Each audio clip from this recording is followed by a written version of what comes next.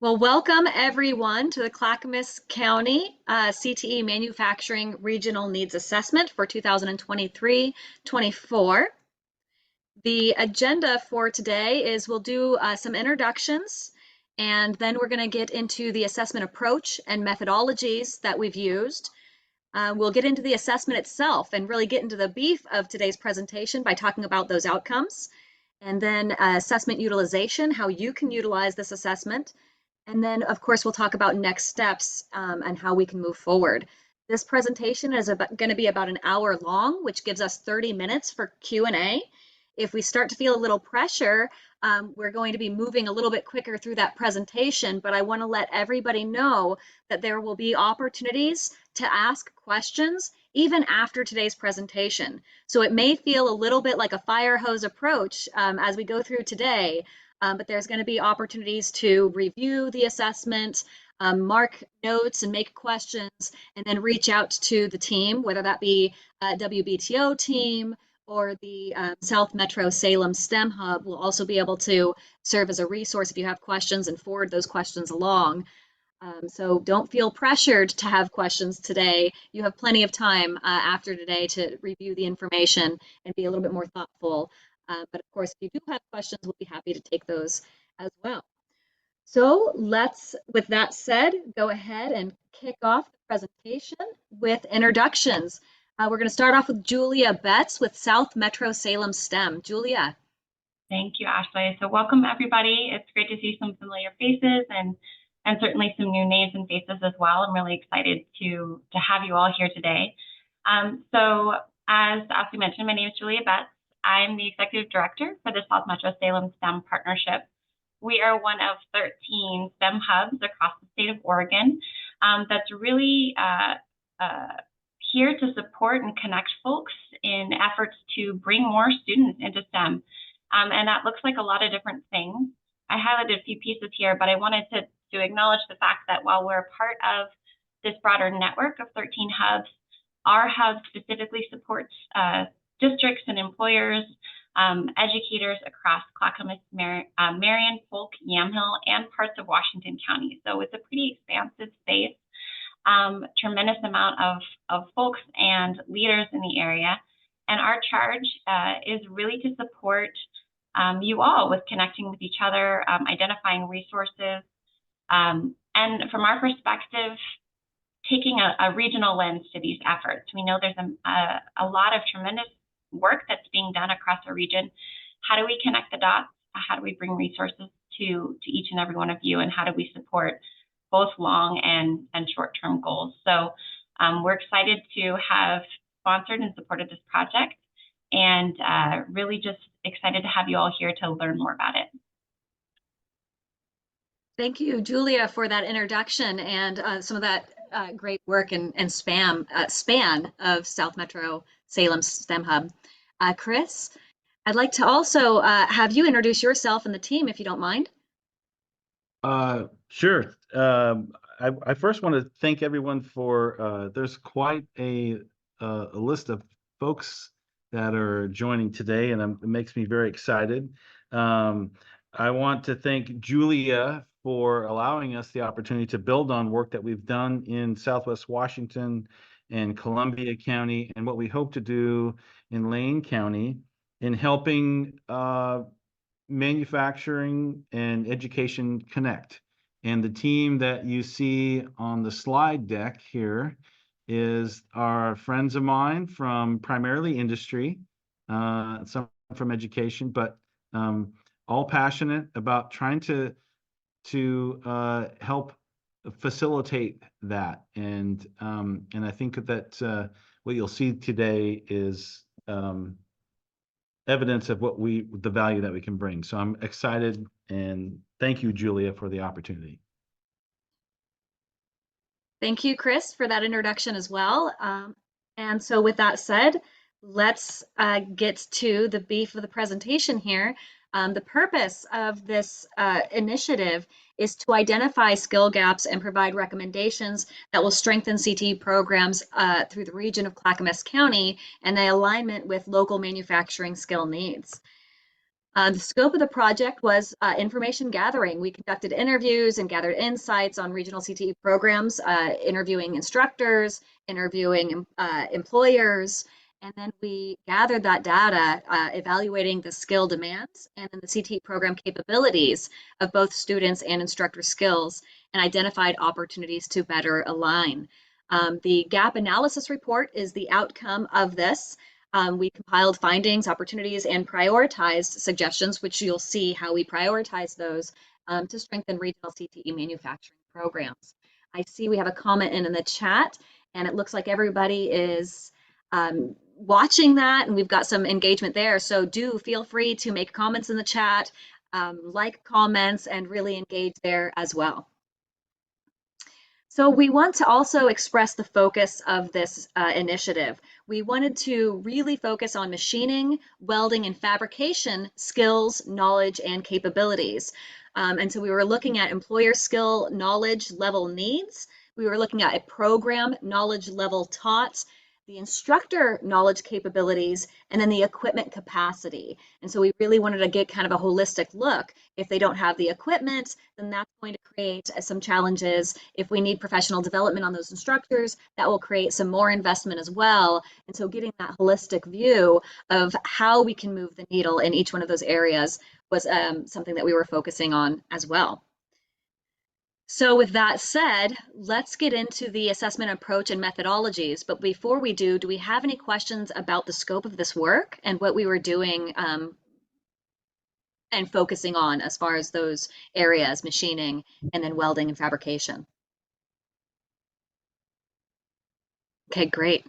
Now, if you do have a question, you can feel free to raise your hand, or you can feel free to unmute yourself and chime in. If we get a few folks chiming in at the same time, we might go to the hand raise method, but I'd really like to keep this as organic as possible. So do feel free to unmute yourself and interrupt if you do have any questions. All right, so to talk about the methodologies and the approach that we took, we want to start off by talking about a common language. And we had to create a common language around skill types, skill sets, and then the skill level itself. And so we're going to talk about each one of those briefly. When we did our job search, when we were looking at the job skills that were needed and the FTEs that were being recruited for these vacancies, we found over 37 different job titles when looking at skills for welding and fabrication and in machining. And those titles ranged from shop help to fabricator to technician so what we found is that every industry had different job titles, and so we couldn't rely on the job title to define the skill. So we had to get really deep on those skills to be able to identify those job titles that applied to those skills. And so it created skill sets. What were the skill sets needed for machining and welding and fabrication? And you're going to see this in the report under Appendix A and B, which we'll go through. And each one of these skill sets has a very specific definition of what those skills mean. And again, you'll be able to see that within the assessment itself. The next thing we had to do was get a common language around those skill levels. One of the things that we noticed is when we were asking education questions about the skill level, they weren't aligning necessarily with industry. So I'm going to go over these skill levels and talk a little bit more about that. The skill levels that we identified started at 1, which was an awareness. It was more about industry exposures, where students were initially exposed to concepts and theories, but not necessarily able to apply or practice them. And then we get into a competency, where this showcases an industry capability, where students were expected to be able to apply what they learned and practice in a real life setting to be able to perform to industry standard. And then we have a proficiency level. This is an industry skilled level. Students are expected to perform beyond the competency, and this is going to be a much higher level of understanding. Not only can they perform the tasks to industry standards, but be able to troubleshoot and solve problems with a significant degree of technical competency. And so this proficiency requires extensive experience and practice, and it's not necessarily as typically found on the student level as much as we see that on those who are teaching the courses. One of the things that we asked might be, what is the skill level of a student who completed the program thoroughly. So everything that the program offers, that student went through every part of that program. Now, some programs might be a 2-year program, some might be a 4-year program, but we wanted to know if a student completed the entire program and checked off every lesson learned, what would their competency be?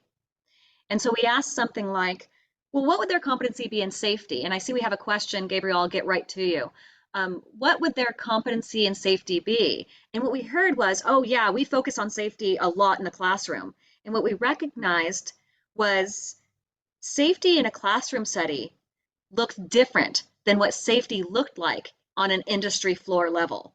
And so it required SMEs, industry experts, to listen to what the skills that were being taught and the level of those skills and identify, is this a classroom 3 or is this an industry 3? And that's what helped us create an alignment. We wanted to have an apples to apples. When we said 3, did it align with industry expectation? So with that said, Gabriel, I noticed that you had a question. I'd love to have you ask that question now if you still have that question. Sure.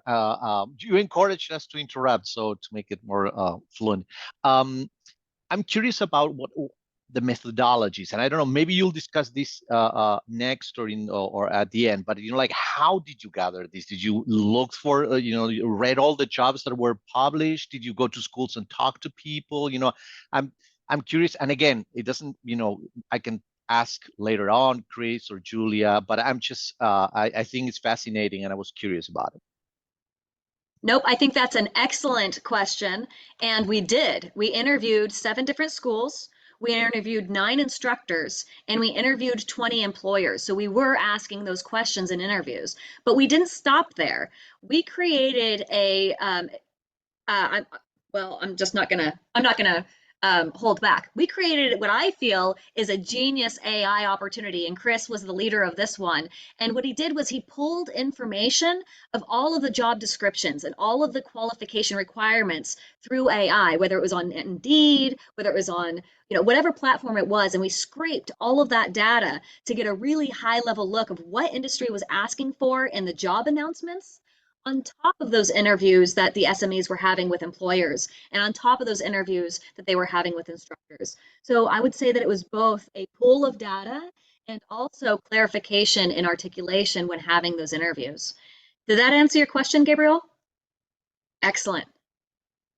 Okay, so those were the interviews that we conducted.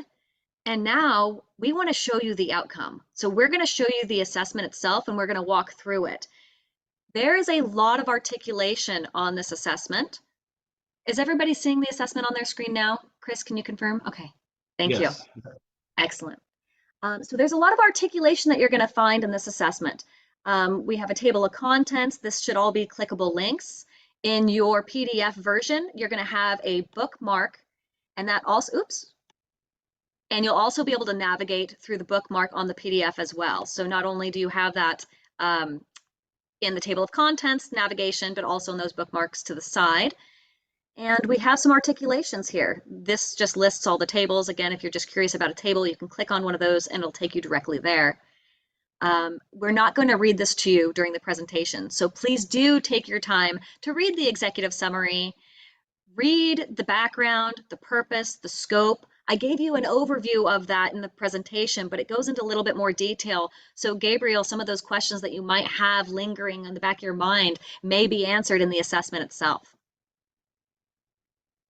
We also have a little bit of a map that showcases where the high schools are and where those manufacturers are. And we dive a little bit deeper into that by providing you a report later on. So we'll show you that here very soon. We discussed the methodologies. We have those appendixes that I talked about, the list of skills, the skill definitions are a part of that. So please do feel free to look at those appendixes as well. And then we have the results. And I'm going to stop here for a second because I want to showcase that we have 3 different perspectives. We have a regional perspective, which we're going to show you first. And this covers all of the schools. And what we're looking for is a common string so that the regional perspective can understand what the biggest impact would have on the region as a whole. But then we have those school perspectives. Each school is going to have their own interest. So while those regional perspectives are looking for that one string, each school will have their own goals and objectives. And so we want to make sure that they have this information through a lens that works for them. But we didn't stop there because we want to make sure that we provide value to the employers. This is a collaborative effort. And so we wanted to outline what opportunities there were for employers to engage and how could they engage and what would give them the biggest bang for their buck as well, and also encourage them to participate in these initiatives moving forward so that they can start building that talent pipeline that they're looking for within their organization. So we're going to go through each one of those perspectives and showcase to you how we're looking at those things. So it's all pretty much the same data, just looked at through these different lenses. Are there any questions about those 3 different perspectives that we're bringing? Okay, excellent. Well, let's go ahead and dive in. I'm going to skip this section because I'll talk about it as we go into the report. And here we are with our first section of report. In this case, we're focusing on machining. The next section will be focusing on welding and fabrication.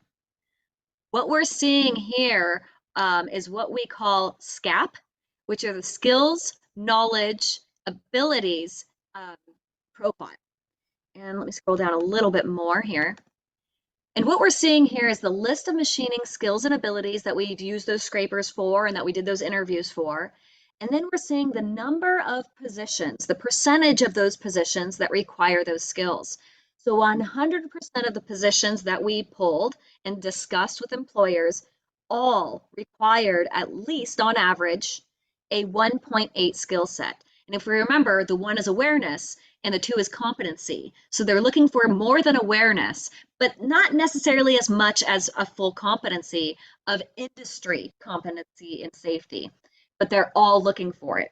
Whereas here, when we see heat treatment, only 20% of the employers were requiring that skill at a level of awareness. The reason we wanted to put the positions requiring the skills is because it helps us understand what would have the biggest impact on the student's qualification. So not only do we want to look at this and say, oh, wow, you know, we have 3 opportunities here, but we wanted to see if we focused on that, what impact would it have on the students? And so it may give us an opportunity to decide we're not going to address this right away because it has a low qualification rating. It doesn't require as much as, let's say, safety. So we may choose to say, you know, we're going to go ahead and improve our safety program more than the heat treatment program because it will allow those students to qualify for more positions. Are there any questions about the positions requiring skills and the skill level required? Okay, great. The next section we see are the schools themselves. So we have Estacada, Colton, Malala, Sabin, Sandy, Canby, and CAIS, which is the Clackamas Academy of Industrial Science. And what we're seeing here is the alignment difference. So this isn't the score that they have, it's how they aligned. So industry said, we'd love a 1.8. And Estacada said, well, we give a 2, so that's +2 in advance. We're ahead of the average requirement by 2 points. Where Colton says, we're at a 1, which is 0.8 less. And so you're going to see the less in the negatives, and the longer the bar, the more out of alignment we are. And then, of course, the longer the bar on the green, the more advanced we are in those areas. Are there any questions about the, we do have a question. Shireen, please. Yeah, thanks. This is great. I'm curious, and I apologize if you already mentioned this, but is it the schools that are doing sort of a self-assessment, or is it you as kind of consultants coming in and observing and assessing? Is it employers giving their third-party assessment? Like, how does that work? That's an excellent question. It's a combination. So what we did is we asked the instructors, what do you think a student's skill would be based on the definition of these skill levels after they complete your program fully? They go through every single aspect that your CTE program offers. What level do you feel that they would be? And they had an articulation. They met with an SME, and that SME is from industry. And so the instructor might say, oh, when it comes to safety, so I am repeating myself a little bit, but I think it's a good point. We might say, oh, in safety, the instructor would say, oh, we hit that hard. We really want to make sure our students have safety in the classroom. So we have a lot of safety. We're going to measure that as a 3. And the SME might ask some questions. Well, tell me more about the safety program. Or they might look at the environment and say, you know, this environment is good for classroom safety, but industry has a higher expectation of safety.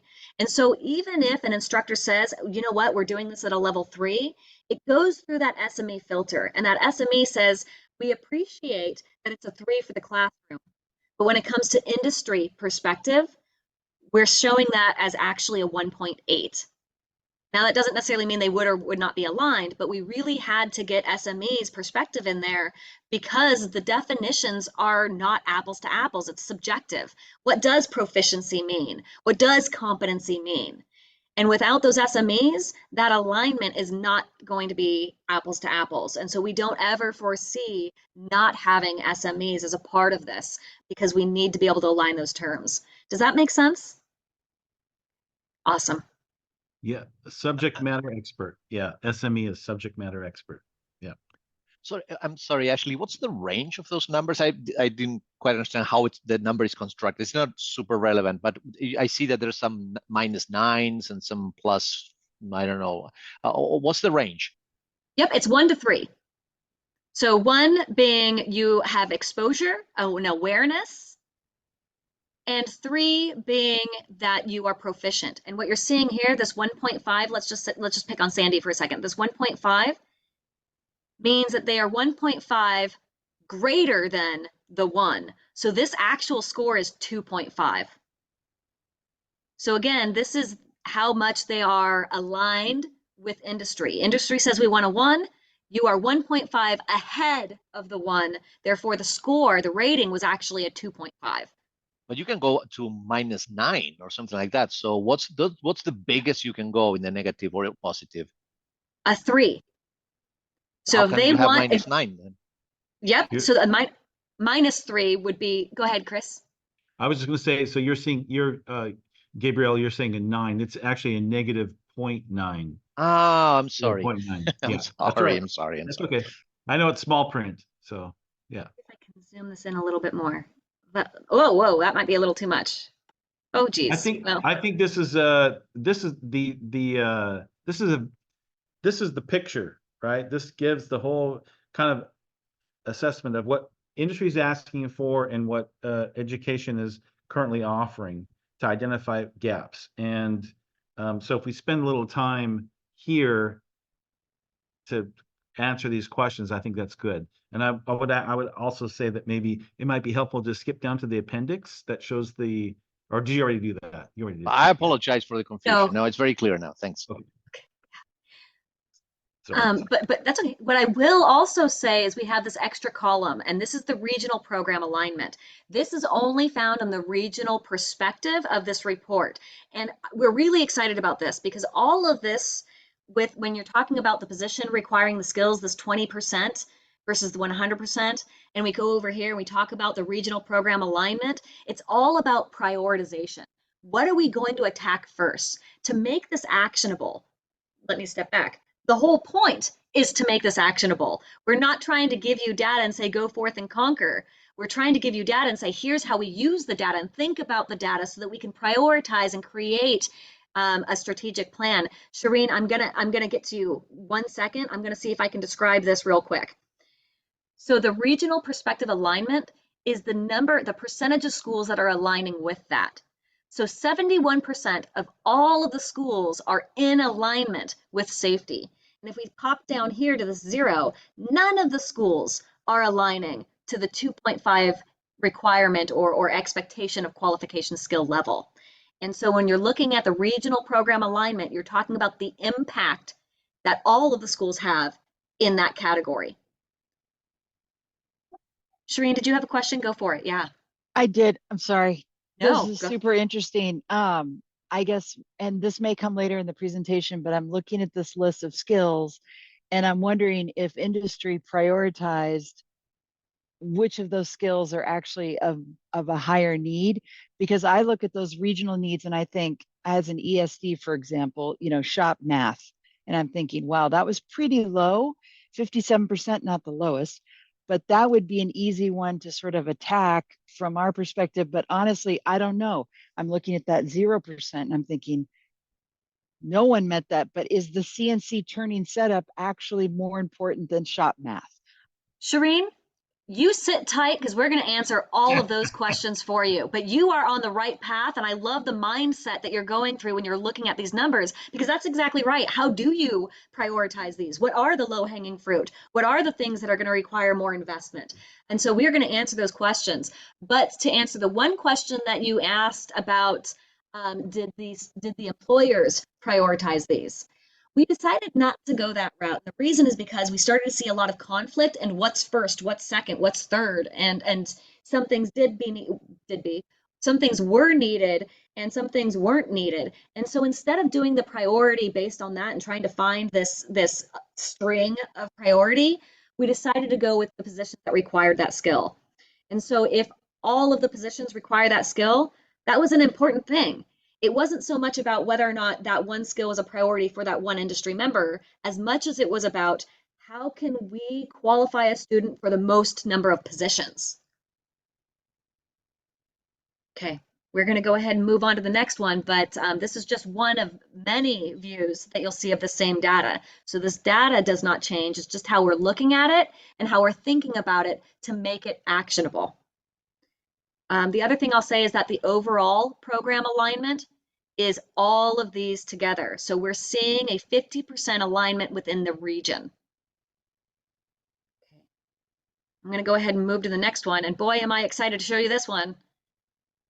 Nope, not as excited. I have the next one. I'm very excited about this one, but there's one that's going to answer Shireen's question a little bit better. So I'm kind of dying to get there just to answer her question.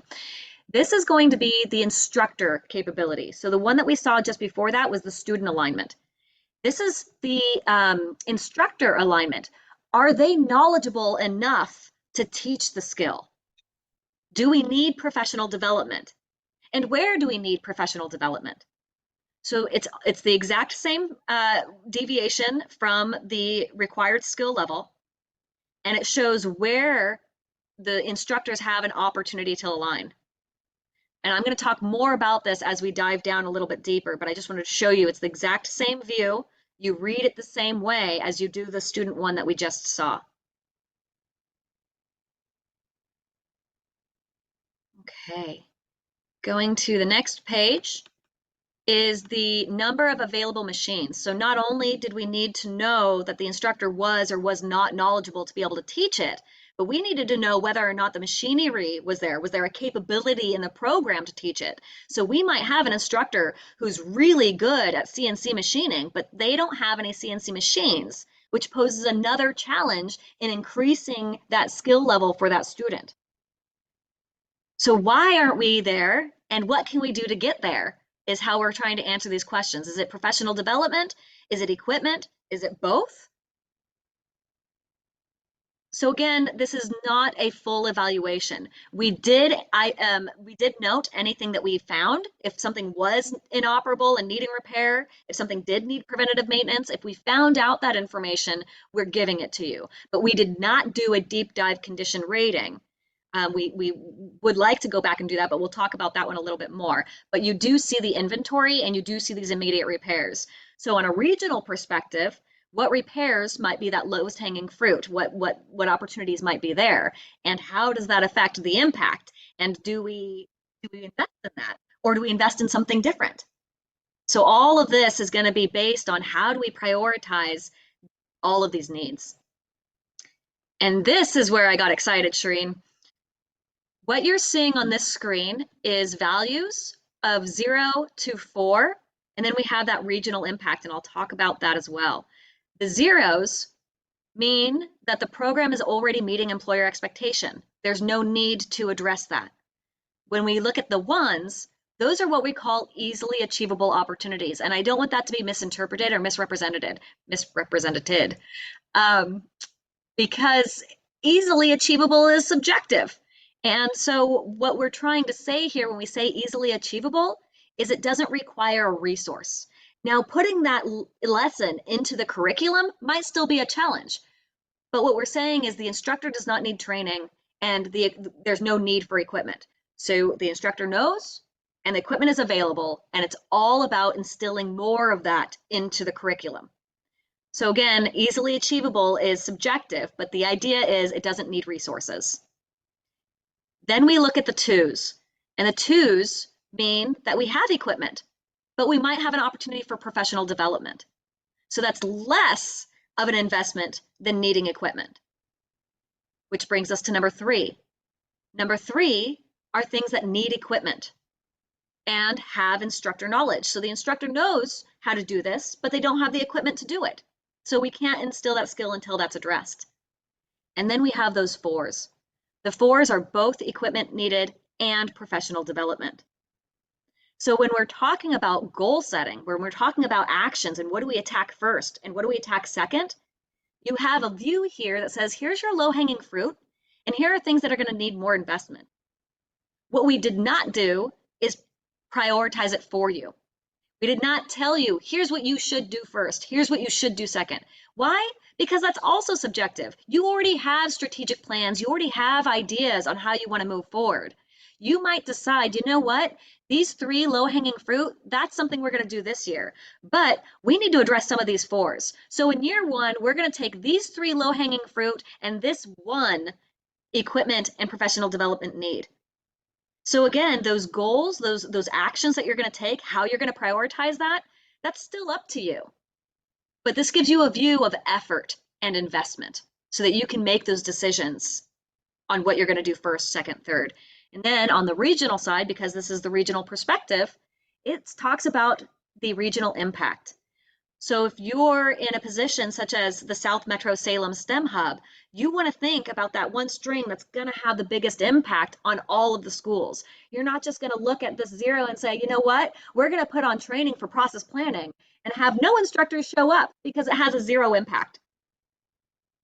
And so that's how we're looking at that regional perspective. And I'm going to go through that one more time on a deeper level. What we're doing is we're going to go through each one of these: easily achievables, professional development, equipment needed, and then equipment professional development.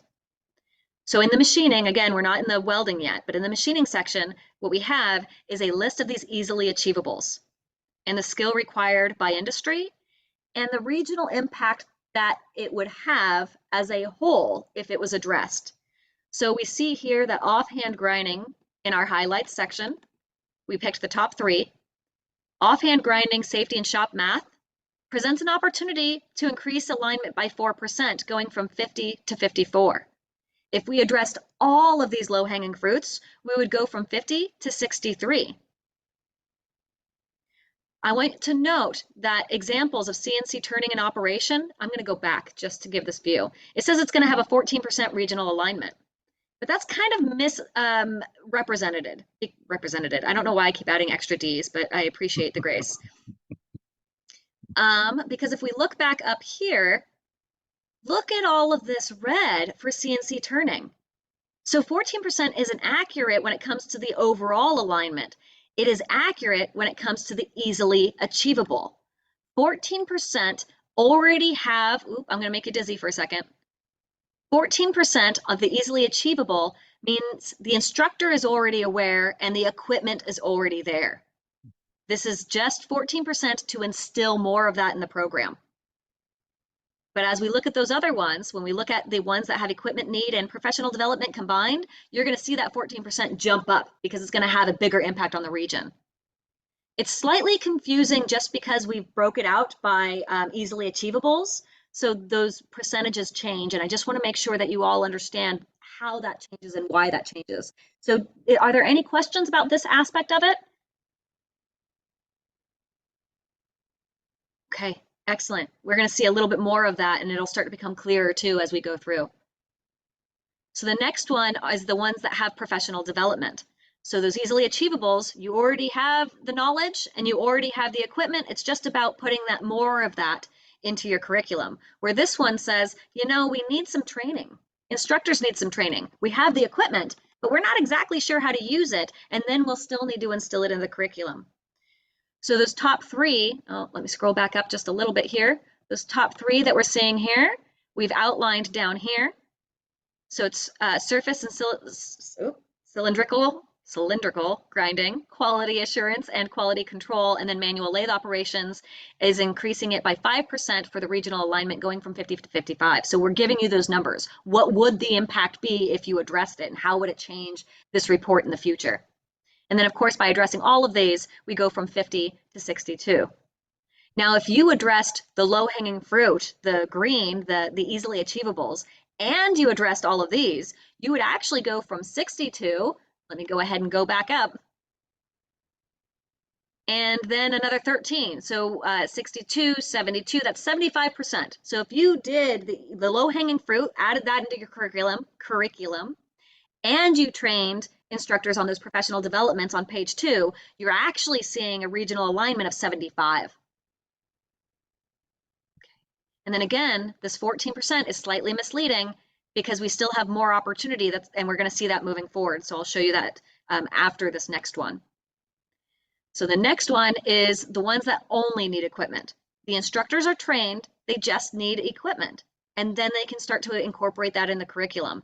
And by addressing, there's only 3, so by addressing all of them, you can increase alignment by 3%. Again, if you did the low-hanging fruit and you did the professional development, you're now looking at 78% alignment. So we have a compilation of all of these. That's not to say that you will address all of those because, again, there's still priorities. There's still, what do we do first? What do we do second? Equipment needs has an investment. And so that might be a longer term goal, where those easily achievables might be those shorter term goals. And that's up to you to decide. And we'll talk more about how we're going to support you in moving that forward. We're not going to give you this report and say, go forth and conquer, make up your own priorities. We're going to be there to support you, to help you create those goals and help you create those action plans that will move the needle. So we're going to go to the last one, and this is where you're going to see that regional alignment. See the CNC turning and how it went from 14% in those low-hanging fruits and 14% in the professional development, and it jumps to 86%. That's because we need both equipment and professional development. And so it's not as simple as just saying, oh, if we did this, it's 14% alignment. Really, there's a lot more work here to be done on the CNC side of things. But if you did focus on these top 3, you have the bigger impact than you did on those other ones, increasing it by 10%, which is 60. Again, if you compiled all of those, you're now looking at 88% alignment. Okay. Are there any questions about this? Okay. I have a comment, Ashley. Yeah. That I'm Okay. being mindful of the time. We're 45 minutes in, and the next view is basically the same view. It's just looking at welding and fabrication.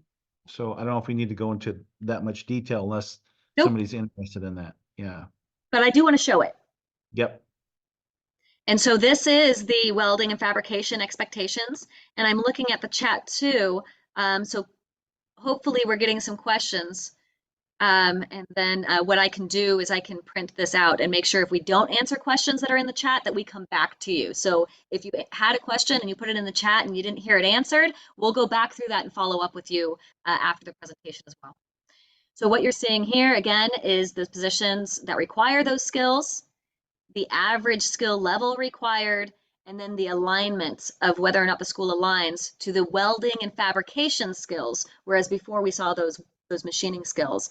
And then, of course, we still have that regional program impact. So this program, when it comes to welding and fabrication, is 61% aligned. So machining was 50, welding and fabrication, 61. Okay. And then again, we have the instructors.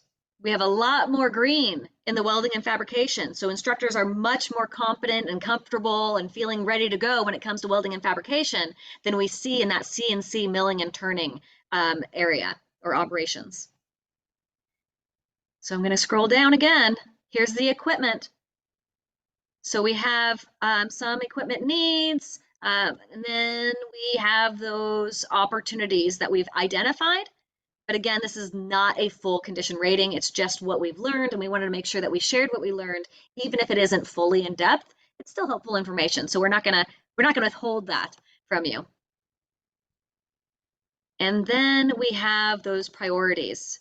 A lot less fours here, so that must make everybody feel a little bit better on that welding and fabrication side. So we have those easily achievables, those ones. We have those professional development only, those twos. We have the equipment needed, those threes, where the instructor is knowledgeable. We just need some equipment. And then we have those fours, which is both professional development and equipment. And the same way that we did with machining is we went ahead and broke them out. Here's your low-hanging fruit. If you address the top three, it goes from 61 to 65. Scrolling down, oh, if you did them all, it addresses by 13. Same thing with professional development. Top three increases by 5%. If you get all of them, you're increasing it by 15. If you do all of both, you're looking at a 25% alignment. And so we have that combination that adds that alignment as well. Welding and fabrication equipment needs are in these areas. And if addressing that, we go from 61 to 63. If we do them all, 61 to 66. And those are the numbers that we're seeing there. And then finally, the combination. We need equipment and training. The top three goes from 61 to 64, and addressing all of them, 61 to 65. And then you're going to pick and choose. What are the low-hanging fruit? What are the professional development? And you're going to find that alignment based on what we're seeing there. If you need help, you're not alone. We can help you with that. And we'll talk more about how we're going to help you with that and those opportunities moving forward. Now we're getting into the school district perspective.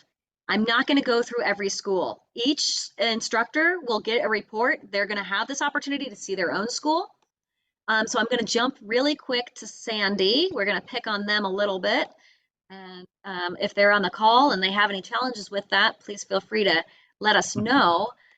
So let's get down to, that's Malala, Sabin. That means Sandy should be coming up next. Great. So here's your school perspective when it comes to, I'm going to scroll back up a little bit. We're zoomed in a little far. This is going to be your machining alignment. So all of the tables tell you what it is that that's looking for. And here's the machining SKA and their alignment. And we're seeing that this specific school has an two ones and one professional development opportunity. So they have an opportunity to say, you know, we're going to go ahead and put a little bit more in this program in year one, then we're going to put a little bit more in the program in year two, and in year two, we'll go ahead and add a little bit more professional development. So again, we're not telling you what your goals are or what you should be doing or what's short-term or long-term. We're just giving you the data so that you can make those decisions yourself. And we do the same thing by school. Oh, and there's those easily achievables, professional development articulation that you saw in the regional perspective, but specific to the school. So in this case, the school, by addressing those two easily achievables, will increase it by 8%, going from 88 to 96%. So that could be a pretty big impact for that school itself. Ashley, And I just wanted to add that and address to some of the comments about equipment repair needs. There are equipment repair needs that may be getting in the way of offering students skills training. And we've tried to capture that in these, at the bottom, you see this, what's on the screen right now that says equipment repair needs. We've tried to capture that for each school, but this is part of our recommendations is to do a comprehensive equipment inventory and condition rating, so which we haven't done. So I just want to address that. So thank you for answering that. This does not mean that there are no equipment repair needs. It just means that we didn't identify any during our interviews. Okay. And then we have the welding and fabrication. Again, we've broken it up and we've said at the bottom, by addressing these, we're going from 20%, so 79 to 99% in that for that school. And we've done that for every single school as well.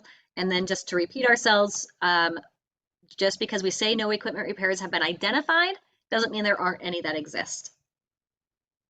So I appreciate you adding that because I wonder if Sandy's eyebrows just went up on that one. So, and then we go through all of the different schools. Can be, so they all have their own pages, and I'm going to make you dizzy because I'm going to scroll all the way to the next section. It is the employer opportunities. The employer opportunities have been identified in two different perspectives. So you're going to get the regional perspective, and then you're going to get the individual employer perspectives. So let's look at what those regional opportunities look like. And right here, what we're talking about is instructor and program support. So this is the first category. And so these include advisory boards, material, simple projects for high schoolers, and then opportunities for training instructors from the organizations themselves. This means that we have organizations that are either currently serving on advisory boards or are willing to serve on advisory boards. And here we have a list of organizations that utilize materials that schools utilize. This does not mean that they're all available to say, oh, we have a whole yard. Come on, come one, come all, and start picking our steel and our aluminum. What it's saying is that there may be an opportunity because they utilize the same materials. We had some organizations say that they are available to offer help by creating simple projects for high schoolers, and then available to train instructors. What we would like to avoid is having each school instructor reach out to these organizations, because we're going to have 9 people poking at an organization. The first poke might not feel so bad, but after 9 pokes, you start to think this is creating a lot of work for industry. And for industry to continue to want to partner, we have to make it easy on them. They're about bottom line. They have work to do. And if they get poked 9 times, they might say, you know what, this is starting to get to be a lot. That doesn't mean that there isn't opportunities. It means that we need to go about this in a collaborative way. Hey, industry, we have 4 schools that need materials. How can you help? Well, that's one poke that addresses 4 schools. That's the goal. We want to try to poke industry just one time and get the biggest impact that we have on that poke, because the more we poke them, the less they might be interested. So we just want to avoid that. Are there any questions about that? Okay. And I'll talk a little bit more about how we plan to help you with that, for lack of a better term, single poke approach.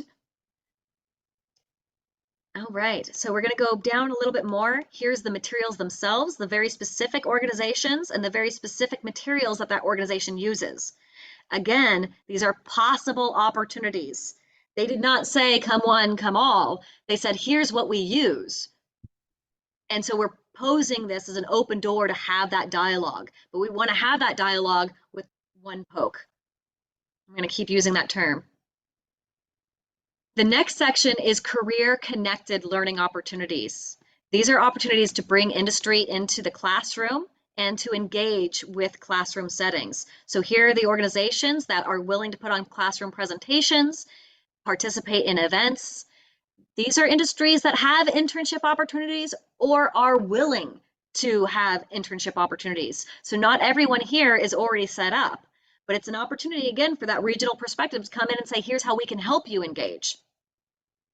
And then we have 2 employers who said we're willing to come in and do mock interviews. WBTO is also interested in that, so we probably should have put ourselves on that list, but we'll make that improvement the next time go around. And then we have 3 employers who are interested in presentation, and boy, we have a lot of employers willing to do tours. But again, we don't want to have them shut down shop for 7 different schools. We'd like to try to do a one poke thing. And so we have all of these tours available. How can we get this collaborative effort? And so that way we're asking less effort from industry and getting the most bang for our buck. And then we have a school commute. This is a little bit of an interesting perspective when we're talking about the student commute and the commute for industry to come and help. So as we're seeing here, Estacada has the closest industry partner is 2 miles away, where the furthest is 33 miles away. The question you'll want to ask yourself when looking at this is, does it make sense to partner with industries who are 33 miles away? Will our students drive, have commute times, be able to participate? Do we want to try to align with industry partners that are closer, that might be able to give students an opportunity to work while they're still in school and not have as much of a commute? We also see here that we have Colton and Malala. In fact, I'm going to go ahead and add Sandy in that one too. We have 11 miles, 14 miles, 14 miles is the closest. But then we have 40 miles, 33 miles. So this is kind of showcasing the hardship of being a regional school.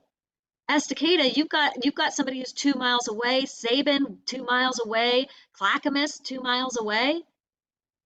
But what about Colton and Malala? That's 15 minutes, or that's 15 miles. So that just showcases how rural students are impacted based on their location.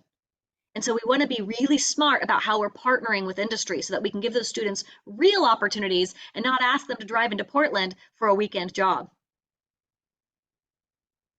Are there any questions there? Okay. We've got one last section here, and that is the career development opportunities. When we say professional development, we're talking about instructors' professional development. When we say career development opportunities, we're talking about the students. So we have schools that offer, we have organizations that offer apprenticeship programs or are interested in offering apprenticeship programs. So this might be an opportunity, again, from that regional perspective to help get industry involved and to help them get apprenticeship programs stood up so that we can offer those opportunities to students.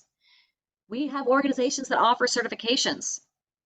That's an interesting one because what we saw is certifications weren't necessarily a requirement for qualifications. So as instructors are saying, boy, we should do forklift certifications.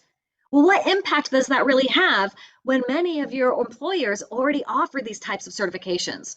So it's really more about the skill than it is about building certification opportunities because those employers offer that. Employment while continuing education. So again, opportunities for students to come in, have a job while continuing education. And then we have employers that offer some subsidized tuition reimbursement. So not only can you go to school and continue working to go to school, but you might be able to be reimbursed for going to school. The impact that that has on a student, especially those students that are in those rural areas, to be able to be reimbursed, that could have, well, not just those rural areas, but those low income students as well, and how we can help them. Are there any questions about this one? Okay. We had some additional insights as well. And so there's some more opportunities there. Again, if we learn something, we put it in the assessment, even if that wasn't the focus of the assessment. So we're not trying to hold information from you. If we learned it, you got it. And then finally, we have those employer partners. This is our final section before we get to the conclusions.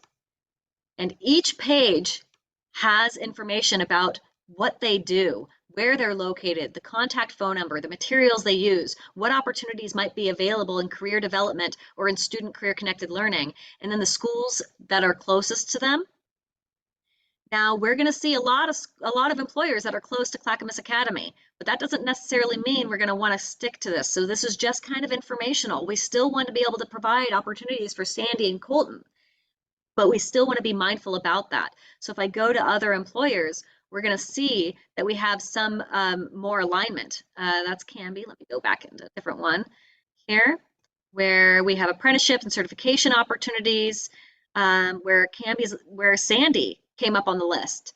So maybe there's an opportunity to partner with Sandy instead of CAIS because CAIS already has a partner that's close to them. Can you see now how a collaboration can help us create a bigger impact with less effort, with less cost?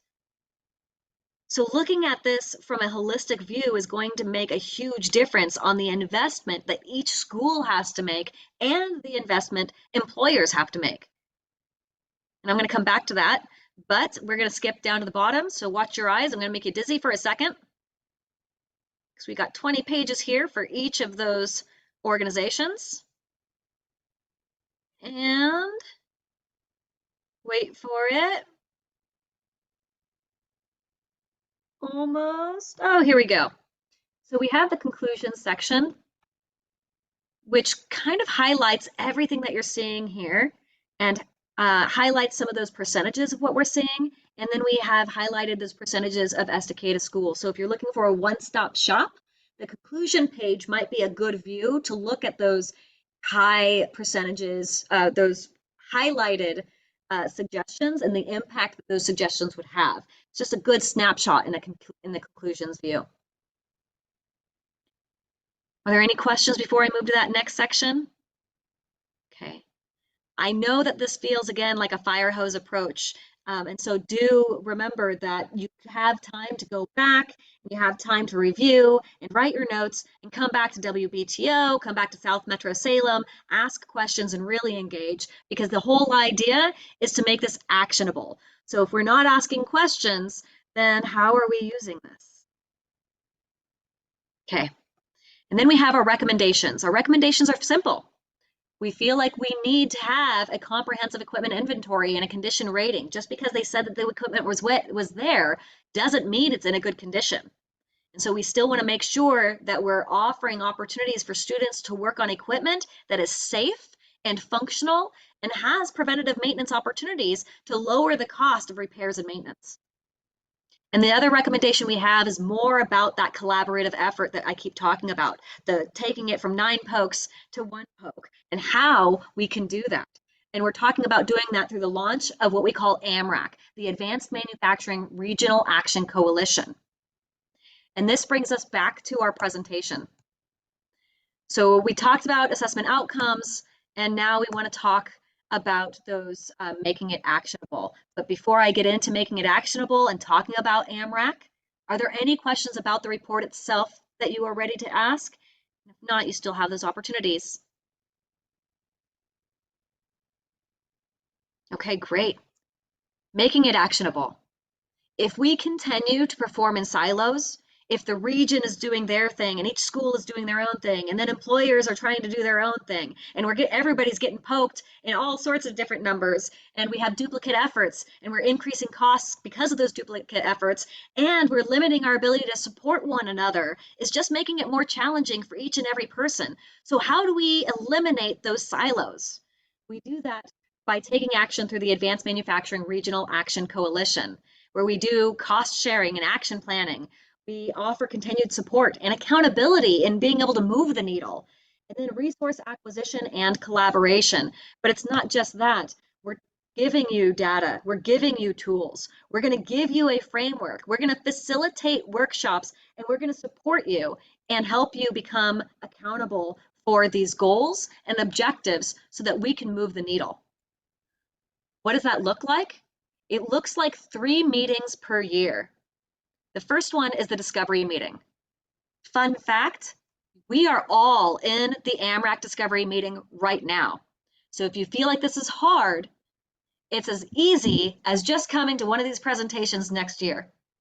And what we do is we identify opportunities on a current state analysis. And we use this report to create action plans, to do an action planning workshop. That is the next step.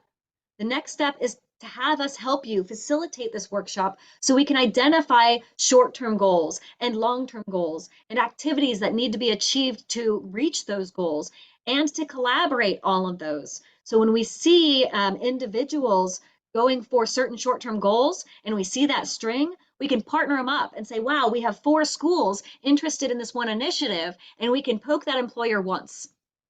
So this forum gives us an opportunity to have the biggest bang for our buck with the least amount of effort from each horse pulling the cart, because we're looking at a regional impact. It's not just Sandy that we want to improve. It's not just Malala that we want to improve. It's the region that we're looking to improve. And we're looking for cost sharing, and we're looking for support. And the only way to do that is to come together as a collaboration. That third meeting is about delivering. This is about accountability. We're going to share the activities that we've performed. What did we do? What low-hanging fruit did we accomplish? What challenges did we come across when we were trying to gain equipment needs and trying to address some of those long-term goals? And so we have an opportunity for instructors to share, what did I do? And where did I struggle? And where do I need your help to move me forward? And then we repeat the process. Now that we've checked off a couple of those low-hanging fruit in the delivery process, and we've identified more challenges, we are in a new current state. And then we create a workshop to address that new current state. And then we come back and say, hey, here's what worked, here's what didn't work, and here's how I need help to move the needle, and here's where we are today.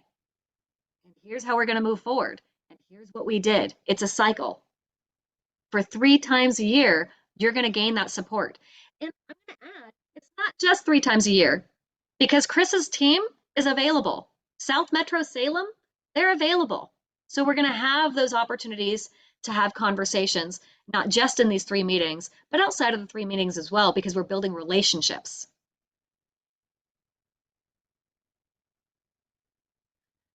So we talked about how we're going to make it actionable. But what do? What is that next step? It's easy. You let us know that you're interested and you come to our action planning workshop. But most importantly, you stop going at it alone so that we can move the needle with the least amount of impact, the most bang for our buck. So I want to thank you for this presentation. You have email addresses on the screen. Please feel free to email any one of us any questions that you might have along the way as you start to review this. And also, email us to let us know that you're interested in coming to this workshop, because we're going to help you turn this into something that will move the needle. You're not alone. This is a collaborative effort. And thanks to South Metro Salem for bringing us together to make this happen. With that said, do we have any closing statements from Chris? Julia, would you like to say anything before we close out? Yeah, I'll just add, thank you everyone who was able to join, and just echoing kind of what Ashley had offered. It's a lot of information to digest. The report will be sent out to folks via email, and I encourage you to review it, digest it, generate questions. From my perspective, I am eager to reinforce what efforts we as a hub can do to support addressing these needs and really supporting students gaining access to these local employers. I know it's a long game, right? It's not but there are some things that we can do in the short term to support these efforts. And this is the kind of data and this is the kind of collaborative work that we need to make that happen. So thank you for being here. Chris, thank you. I would feel that. Yes, yeah. Thank you so much for joining us today. I'm already seeing some of the comments, some positive feedback, and a lot of questions that can be answered in our next workshop. So it is a lot of information. The report will be shared out after this presentation via email. So I would encourage you to take a closer look at it, and please reach out if you have any questions about how we've collected the data, what our methods are. And I am already focused on, I'm calling this sort of version 1.0. I'm already thinking about what 2.0 looks like. So I'd love to get any questions, concerns, or I'm more interested in the questions and concerns than I am the praise. So yeah. But we do accept flowers and chocolates, so I'll just add that. Thank you again so much for being here. You're welcome to exit. We're going to stick around just a little bit longer, and then we'll send you the assessment. You're going to get that tomorrow, and we're also going to download this video and make that available for you too. So if there are any questions, feel free to. Gabriel, I think I saw your hand up. Yeah. Yeah, thank you. You have your eyes peeled. Why do you do it on construction? Is it because this is the most important industry in the area? Is it because was it low hanging fruit for you, or that, I mean, and what would be the difficulty or the possibilities of extending this kind of assessment to other areas? Excellent question. I think what we're looking at here is how much of the pie can we chew? And so I don't think that, and if somebody else would like to pipe in here, I don't want to say that machining and welding was a priority over construction. I think what we're looking at here is the availability of SMEs and those relationships that WBTO brings to the table. And so, Chris, I would love to, yeah, feel free to. I'm going to let Julia go first here, and then I'll chime in. Bless you for that. Frankly, a lot of the feedback we've been receiving, especially in our region, is that there's a tremendous need for employees in advanced manufacturing. There's some huge gaps. We have a workforce that needs support. And that's a lot of the messaging that we have received. And so trying to be responsive to the feedback that we're receiving as a region. We're also attentive to other areas in CTE, so healthcare is another big one that's of interest. But this was an opportunity too to partner with WBTO, who has a lot of expertise in manufacturing. But to speak to what you described, Gabrielle, I would love to see this type of structure, this process applied to other sectors. I think the granularity, the opportunity for us to really dive deep and get feedback from our employers, our educators, and to be able to apply these pieces, there's some tremendous potential here.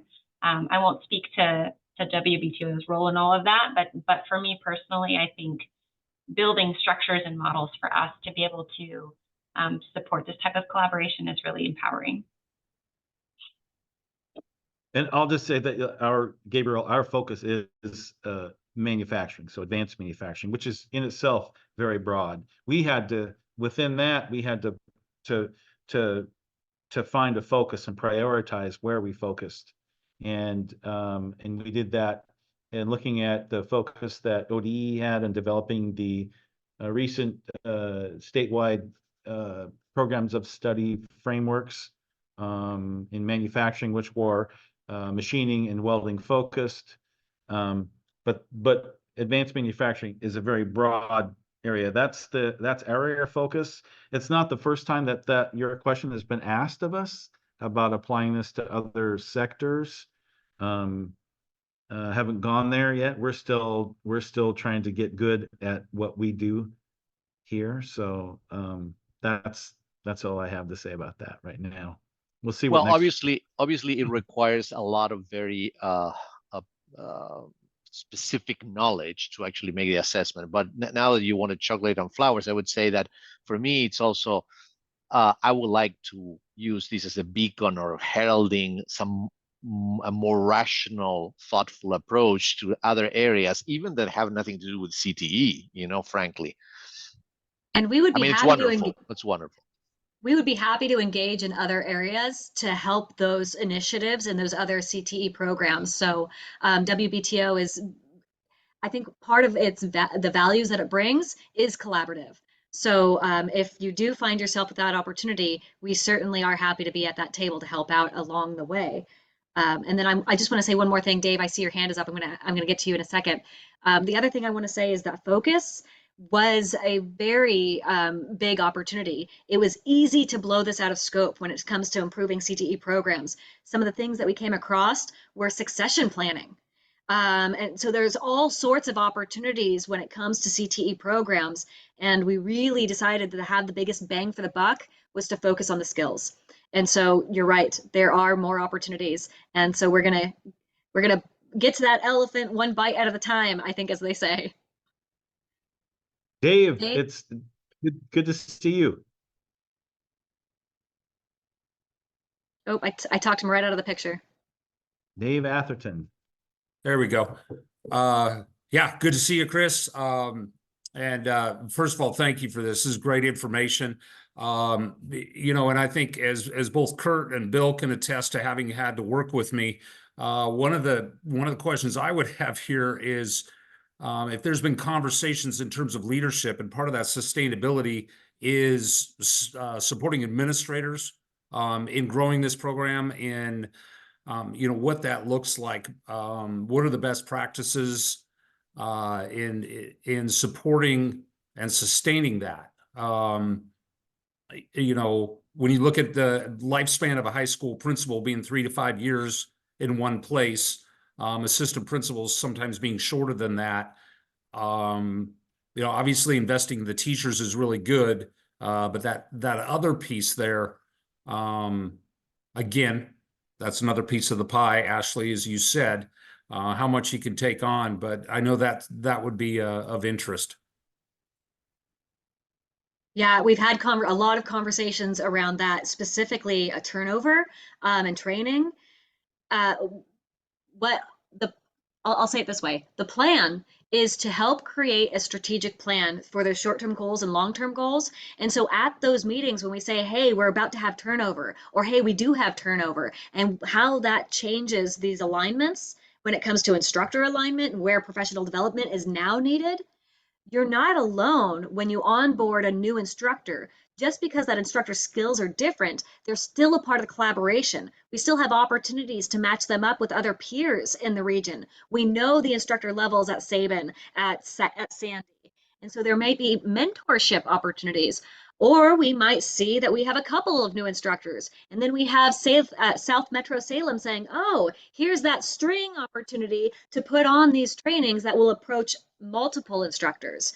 And so I think those workshops are going to be able to identify those types of challenges and help us create action plans that will move us forward with the group supporting those initiatives. I would like to get Julia's perspective on this as a hub and trying to support regions in that way. Yeah, I guess the issue of sustainability, the issue of ongoing support, and weaving that thread is always going to be a challenge for us. We are facing a lot of transitions administratively, our instructors, our students. There's all of these pieces where we have to be nimble to that. And my hope is that that's a piece of what the hub can kind of own. And not, I don't want to name just the hub either. We're also a part of a broader network, this network of STEM hubs across the state, and trying to be very intentional about finding common threads, finding continuity in the programming that we're doing. So the efforts that we're putting in are on a longer term scale, and they're not contingent on this cyclical funding or cyclical engagement with folks. It's a tall order. I don't have quick answers for it, but it's definitely something that I'm committed to doing and that I've been engaging really closely with our hub network around.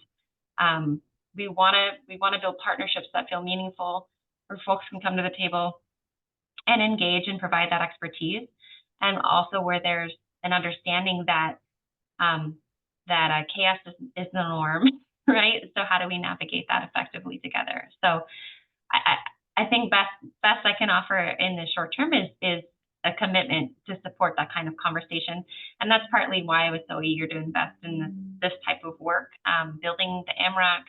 I'm hopeful everyone's going to come to these conversations in this work group, because those are the very tangible, like, here's the data. Now what are the stories that are a part of this, and how do we create a plan moving ahead? And it's something that frankly, I think that's what we're here for. That's what excites me about this work. So yeah, I'm excited to keep these conversations going with everyone.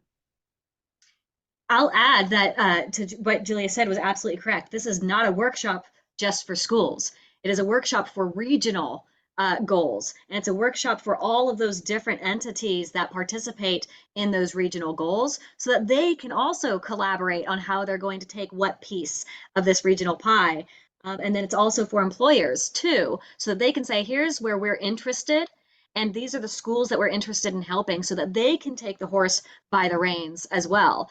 And so everybody here has a stake in the game, and they all have a role in aligning those goals, in moving the needle and making a really big difference and an impact on the student level. So don't think that if you're an employer, this workshop's not for you. It most certainly is, at every single level.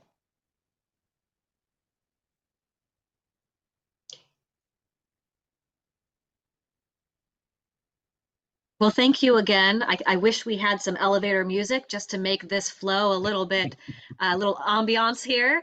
And I'm certainly not going to sing, so I'm just going to sit here in silence. And of course, let me know if you have any more questions. Well, nobody else is speaking up. I just want to again say thank you, Julia, for the opportunity. I want to thank my team, who some are here, Brad and Wayne and Rodney may be on the call. We've worked really hard.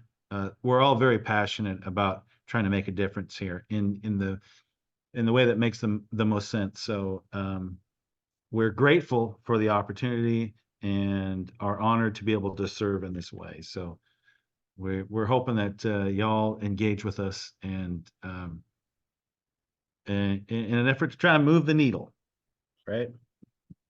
And not alone. Yeah.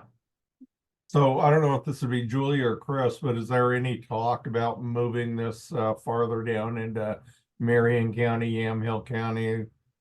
Oh, I love that question, Kurt. That's the best question of the day. So the short answer, yes. Right. And I will say that's something where we're piloting in Clackamas. And as Chris had mentioned, we've done this similar work in Columbia County, in Southwest Washington, and there'll be additional efforts in Lane County. And so I'm not, you're in our region, and the aim is to keep moving this forward. And I think a lot of it is getting feedback from folks. Is this of interest? Is this a good fit for you? And how do we approach it mindfully, because we recognize each county has its own flavor and own needs. But I see a lot of potential there. I can't move the needle alone. I'm like getting a little excessive about these analogies, but I'm eager to hear about how we can support that. So. And then how do the schools get funding and support for this going forward? You know, I mean, you throw out this big needs list and you know, I know all of the programs are really budget strained. Mm-hmm. That's a part of the workshop as well. So we're going to be identifying what we'd like to do, what it'll take to do that, and what needs we have funding wise to do that. And that might change those goals because we can't get those needs and we can't get these things. So what is going to happen the first year versus the second year? And so it's a very fluid process that we're going to end up having to go through just to make sure that we do move the needle and we don't sit stagnant because we're waiting for funds. Right. And I'll add too, I think from my perspective, with the hub, I think we want to be thinking longer term and strategically and collaboratively. And so as we start to map these pieces out and you say, you know what, Julia, we're not going to be able to get CNCs in here in the next year or two, but what can we plan for and what funding can we look for collaboratively? And that's where the hubs and the hub network can help to leverage our resources and grant writing and all those pieces to identify those things. And we can be advocating for those resources. I think that's the added value, right? Like we sit at different tables. We all sit at different tables. We have different conversations, different stakeholders. But for me, being able to come with confidence and saying, this is what my region is asking for, and having really directed asks to our various funders, to employers in the region, to ODE even, right? It gives us a different approach, a really targeted approach for our ask. We're coming in and saying, we have answers, we know what the solutions are, we just need you to fund that. That's a different kind of conversation. Mm. And I much rather have that kind of conversation than, well, gosh, I don't know, let me go ask, right? So it gives me a different kind of leverage to support this work moving forward. Well, Kurt, while you're up, I just want to thank you for your contribution to this process. I know that you were involved in helping vet some of the information and how we went about this. So thank you for your contribution. And also very curious to hear from Tom or Bill. We've been meeting over the last several months. This is the final report. I'm kind of curious to get your any of your comments, concerns, or questions, or.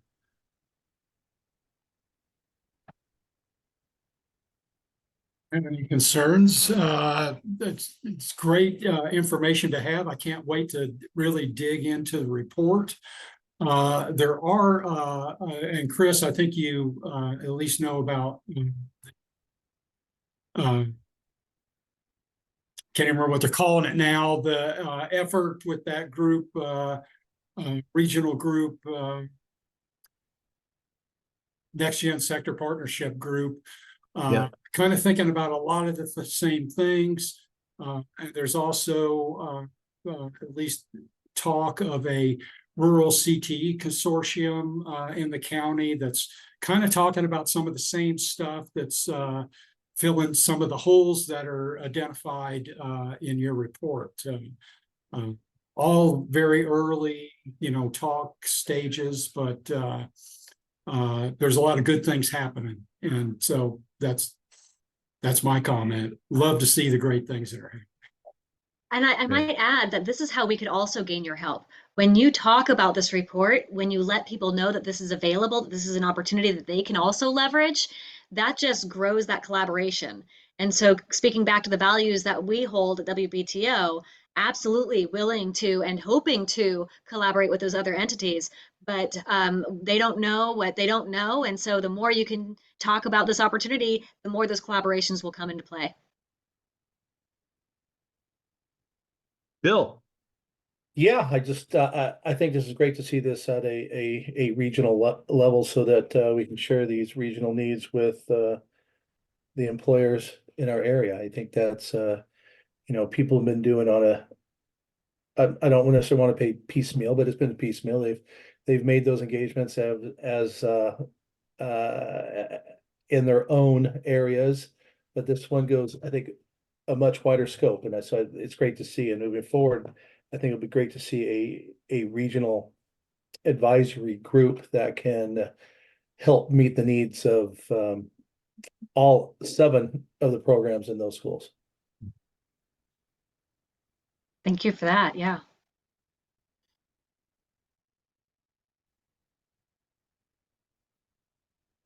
Well, it's really exciting to see the turnout today. It was exciting to see the 54 registered. It was exciting to see those that participated and the interest that folks have.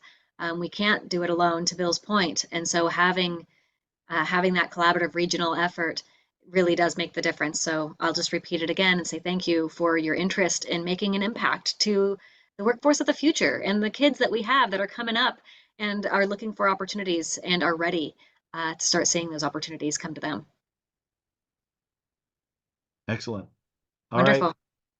Thank Thank you, you so everyone. much. Thank you, Julia. Yeah, thank you. Thank you. Have a good evening.